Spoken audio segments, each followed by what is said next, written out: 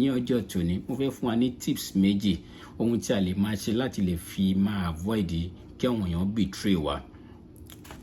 Ẹ káàárọ̀, ẹ káàsán, ẹ káalẹ́ ní gbogbo ibikíbi tí ẹ bá ti ń wò mí. Orúkọ tèmi ni Larry ìjẹ́ ọmọlúàbí. Gẹ́gẹ́ bí ẹ ti mọ̀, ọ̀rọ̀ ìyànjú àti jíjẹ́ ọmọlúàbí ni ohun tí máa ń sọ̀rọ̀ lé lórí, pàápàá jùlọ láàrin àwọn ọ̀dọ́. Ní ọjọ́ tòní mo fẹ́ fún wa ní tips méjì ohun tí a lè máa ṣe láti lè fi máa avoid kí àwọn èèyàn betray wa. Ní àkọ́kọ́ a ní láti mọ̀ wípé àdámọ́ àwọn èèyàn ní ká betray.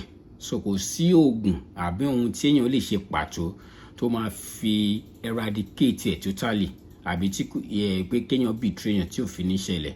Àmọ́ àwọn tips yìí á lè máa tọ́yàn sọ́nà, á lè jẹ́ kéèyàn máa wà careful. Tá bá ń sọ̀rọ̀ pé dídá ni betray, ọ̀pọ̀ kíní máa ń sábà jẹyọ látara yìí pé téèyàn bá ń jealous ẹnìkejì àbí téèyàn bá ń envy ẹnìkejì.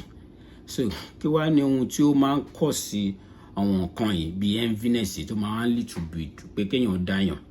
Ohun àkọ́kọ́ tí ẹni tí kò fẹ́ kó dá òun tó fẹ́ káwọn èèyàn máa betray òun láti mọ̀ àbí láti máa ṣe ni wípé gbogbo èèyàn tí èèyàn bá ń bá ṣe, especially àwọn tó jẹ́ bí mọ̀lẹ́bí èèyàn tó súnmọ́ èèyàn gẹ́gẹ́ bí ìṣọ̀run, èèyàn láti jẹ́ kí wọ́n rí èròǹgbà èèyàn sí wọn, pé èèyàn nífẹ̀ẹ́ wọn. A ní láti gbìyànjú láti lè jẹ́ kí àwọn èèyàn tó súnmọ́ wa tó jẹ́ pé a lè do without wọn kó rí intention wa, èròǹgbà wa sí wọn pé a nífẹ̀ẹ́ wọn. Nítorí a ti wà ní ayé pé tí Ọlọ́run bá rí wa jẹ́ kéèyàn rí ẹ.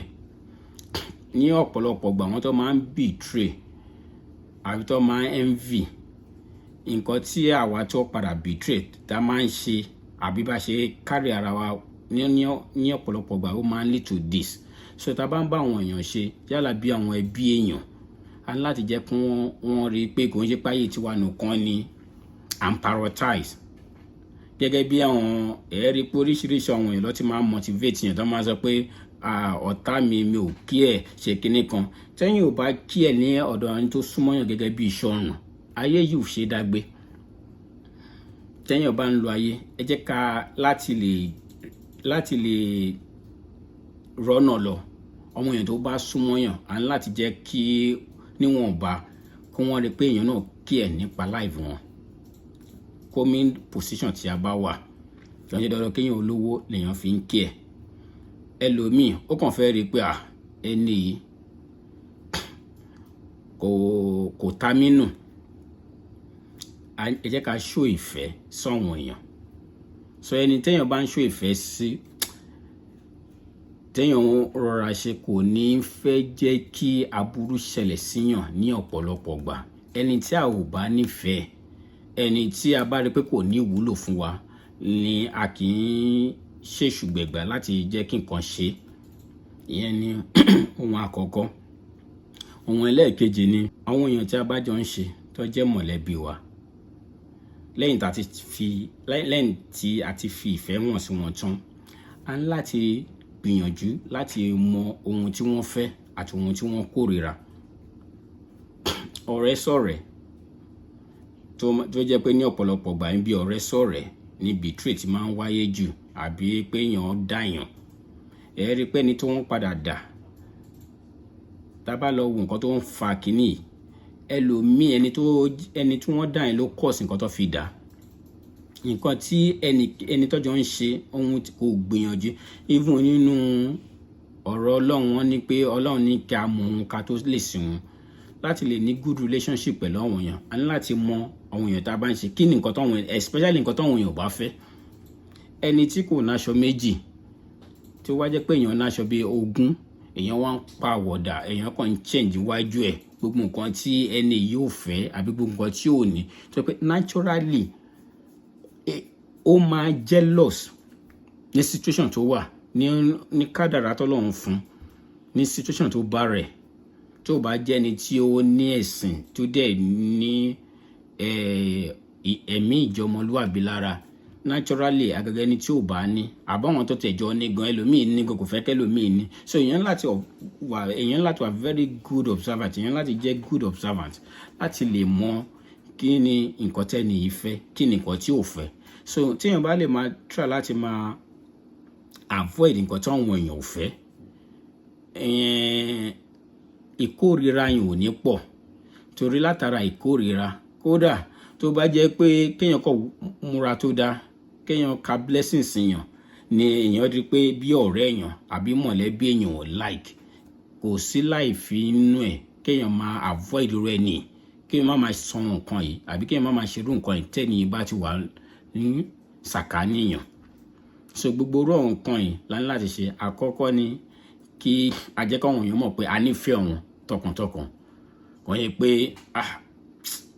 nítorí ó máa ń sábà wọ́n pọ̀ láàrin ọ̀gá sọmọṣẹ́ pé ọmọṣẹ́ kan wọ́n pẹ̀ ọ̀gá yìí lẹ́yìn bó ṣe ń bá mi ṣe kò ní plan tó dáa fún mi, kò ní plan tó dáa fún mi. So kò sí nǹkan tóun náà fẹ́ máa rò ju pé kó máa ro aburú pa ẹ̀. But èèyàn bá ń lo ayé pé èèyàn pìtẹ́ ẹnìkejì àbí àjọwà náà ni àbí mi ò dá ju ẹni yẹn lọ, ẹni ò ní fẹ́ káburú ṣèyàn. Ẹlẹ́ẹ̀kejì ni kí wá ní nǹkan tí àwọn èèyàn tájọ ń ṣe, kí ni nǹkan tí wọ́n kórìíra, torí ẹlẹ́ran ara ni gbogbo wa, a máa ní ohun tí a like. So the moment tí èmi àti èèyàn tájọ ń ṣe tá a bá ti consider pé kí ni ẹni yóò like, kí ni nǹkan tí kò fẹ́, táwa ṣáà ń sọ pé ọ̀tá mi gbogbo èèyàn lọ, a máa ń lo word ọ̀tá mi ò ṣe kinní kan, máa láti gbádùn ayé ara mi. Dìmọ́ bí èèyàn bá ṣe ń lo gbádùn ayé ara ẹ̀, nítorí èèyàn ò ní continent ti èèyàn fúnra ẹ̀, under àwọn èèyàn, under roof, under ìlú, ó dá àwa papọ̀. So a ní láti wà a bit careful, a ní láti wà a bit conscious, a ní láti wà a bit láti mọ nǹkan tí ẹnì kejì wa, kódà ó lè jẹ́ ọmọ téèyàn bí, ó lè jẹ́ ìyàwó téèyàn fẹ́, kí náà nǹkan tí ò fẹ́ láti máa ṣe. Àmì tá bá ń ṣe tí kò kí ń fẹ́ àbí tí kò kí ń fún wa support, tá bá ti rí pé nǹkan tá à ń ṣe ẹnìyàn kí ń fún wa support, the majorly ni pé ká wà very good observant. Tá bá try láti wà observant, à ń láti mọ̀, à á mọ ìwà àwọn èèyàn. Tá bá dẹ̀ ti tá bá ti mọ ìwà àwọn èèyàn, á easy fún wa láti lè avoid ohun kankan, for peace to reign, for we not to get betrayed. Nítorí tá bá refuse láti understand àwọn kìíní, tẹ́ bá wọnú ẹ̀sìn Christianity, wọ́n máa ní Ọlọ́run ò fẹ́ kú ẹlẹ́ṣẹ̀ lẹ́yìn kó ronúpìwàdà. Àìmọye èèyàn tó máa pààyàn tó dẹ̀ jẹ́ pé inú bí Christianity ṣe sọ, Ọlọ́run máa padà foríjì, even ìjọba máa padà foríjì.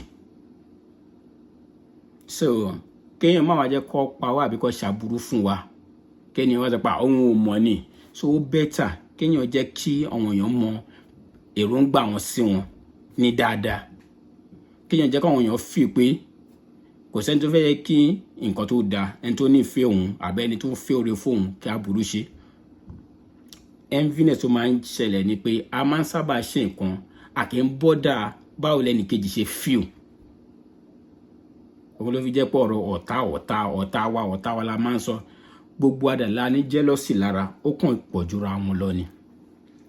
So tá bá ń ṣe yìí, basically ẹ má jẹ́ kó máa dà pé a kàn pé gbogbo ara wa lọ́ta ara wa àbí a hate ara wa. Jẹ́ káwa náà máa sòótọ́. Ibo mo ti ṣe tí mo ti wrong, ibo mo ti ṣe kíni tí mo ti fumble. Ẹ̀yin tẹ́ ń sọ̀rọ̀, àwa tá ń sọ̀rọ̀ náà, èmi ni ẹ̀yin ni, ẹ̀yin náà máa ní nǹkan kan tí ẹ like, tó jẹ́ pé kò yẹ pé hate ẹni yẹn, but tó bá ń ṣe nǹkan yẹn ní time yẹn, ó máa ń bọ́ sásìkò ìkórìíra fún wa. So táwa náà bá ti lè rí pé ó ní nǹkan táwa náà ò like, definitely ẹni tá à ń bá deal àbí tájọ wà nínú friendship àbí relationship, ó máa ná nǹkan tí òun náà ní like. So nǹkan tí àwọn èèyàn wà like ẹni jẹ́ ká gbìyànjú láti mọ̀, láti lè máa avoid ẹ̀. Tá bá ti ń avoid nǹkan tí èèyàn ò like, tá bá ti ń try láti máa avoid ẹ̀, hatred ò ní pọ̀. Tí hatred ò bá dẹ̀ ti pọ̀, kò sí bí betrayal ṣe máa wáyé. So èyí ni ọ̀rọ̀ ìyànjú tí mo ní kí n mú wá ní ọjọ́ tèmi. Gẹ́gẹ́ bí ṣe máa sọ, ẹ jọ̀ọ́ ẹ follow mi lórí social media handle mi, Facebook, TikTok, YouTube àti Instagram. Ìjẹ́ Ọmọlúàbí. Ọlọ́run á wà pẹ̀lú wa. Ẹ ṣé gan.